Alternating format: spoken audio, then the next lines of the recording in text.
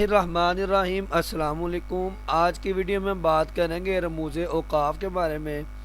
قرآن مقدس کو جب ہم پڑھتے ہیں تو پڑھتے آیتوں کے درمیان کبھی توئیں کا، کبھی زے، کبھی جیم، کبھی صاد، کبھی لام، کبھی میم، اس قسم کے الفاظ آتے ہیں تو ان کو رموز اوقاف کہتے ہیں۔ آیا جانتے ہیں ان کے بارے میں کہ کس کا کیا مطلب اور معنی ہے؟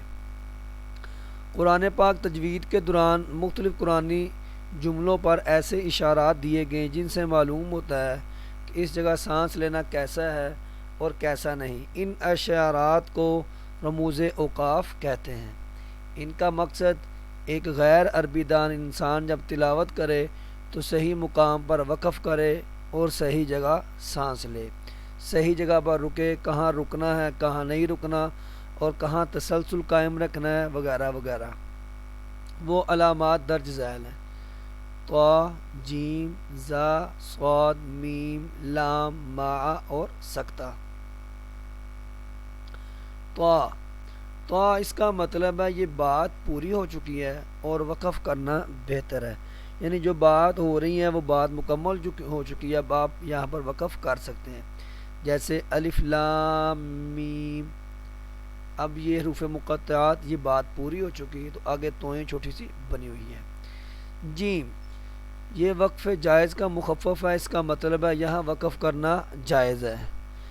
زا، یہ وقف مجوز ہے، جس کا مطلب ہے وقف کرنا درست ہے لیکن بہتر یہ ہے کہ نہ کیا جائے۔ صاد، لفظ مرکز کا مخفف ہے، اس کا مطلب ہے اس جگہ بات پوری نہیں ہوئی لیکن جملہ طویل ہے اس لیے اب سانس لے سکتے ہیں۔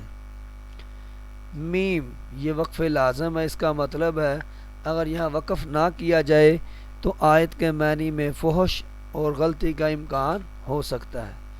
لا، اس کا مطلب ہے یہاں نہ ٹھہرو، وقف جائز نہیں، اس کا مطلب یہ نہیں کہ وقف جائز نہیں اور گناہ ہوگا، اس کا مطلب یہ ہے کہ یہاں وقف کرنا جائز نہیں اور اگر کسی نے کر دیا تو اس میں گناہ والی کوئی بات نہیں ہے۔